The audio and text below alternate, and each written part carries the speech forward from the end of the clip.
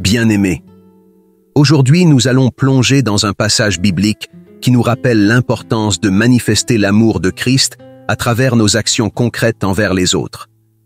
Ce passage se trouve dans l'Évangile de Matthieu, au chapitre 25, versets 35 et 36. Dans ce passage, Jésus parle de la manière dont nous devons traiter ceux qui sont dans le besoin. Il dit « Car j'ai eu faim, et vous m'avez donné à manger, j'ai eu soif, et vous m'avez donné à boire, j'étais étranger, et vous m'avez recueilli, j'étais nu, et vous m'avez vêtu, j'étais malade, et vous m'avez visité, j'étais en prison, et vous êtes venus vers moi. » Ce passage est tiré d'un enseignement de Jésus sur le jugement final, où il décrit comment il séparera les brebis des boucs, représentant les croyants et les non-croyants. Jésus souligne ici que notre relation avec lui se manifeste à travers notre compassion et notre service envers ceux qui sont dans le besoin. Le contexte de ce passage est essentiel pour en comprendre toute la signification. Jésus donne cet enseignement peu de temps avant sa crucifixion, lors de la Semaine sainte à Jérusalem. Il parle à ses disciples de manière solennelle et prophétique, les préparant à son départ imminent et à la mission qui les attendait après son ascension. Jésus nous enseigne ici que lorsque nous servons les autres, en répondant à leurs besoins physiques, émotionnels et spirituels, nous le servons lui-même. Il se identifie aux plus vulnérables de la société, aux affamés, aux assoiffés, aux étrangers, aux démunis, aux malades et aux prisonniers.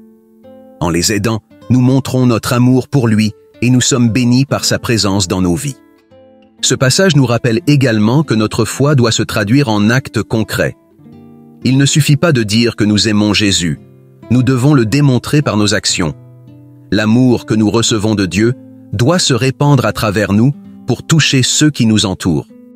Un passage qui résonne avec cet enseignement est Jacques 2, versets 15 à 17, où il est écrit « Si un frère ou une sœur sont nus et manquent de la nourriture de chaque jour, et que l'un de vous leur dise « Allez en paix, chauffez-vous et rassasiez-vous », sans leur donner ce qui est nécessaire au corps, à quoi cela sert-il? Ainsi la foi, si elle n'a pas les œuvres, est morte en elle-même. » Ce passage souligne que la foi chrétienne doit être accompagnée d'actions concrètes. Il complète l'enseignement de Jésus en montrant que notre foi se manifeste dans notre volonté et notre capacité à répondre aux besoins physiques des autres. Un autre verset pertinent est 1 Jean 3, versets 17 et 18, qui dit « Si quelqu'un possède les biens de ce monde, voit son frère dans le besoin et lui ferme son cœur, comment l'amour de Dieu demeure-t-il en lui? Petits enfants, n'aimons pas en parole ni avec la langue, mais en acte et en vérité. » Ce passage nous rappelle que l'amour chrétien ne se limite pas aux paroles, mais se manifeste dans des actions réelles et sincères. Il souligne l'importance de répondre aux besoins des autres comme expression concrète de l'amour de Dieu en nous.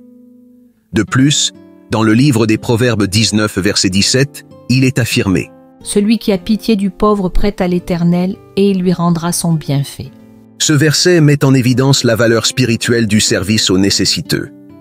Il enseigne que servir les pauvres est une manière de servir Dieu lui-même, une idée qui trouve écho dans les paroles de Jésus dans Matthieu 25.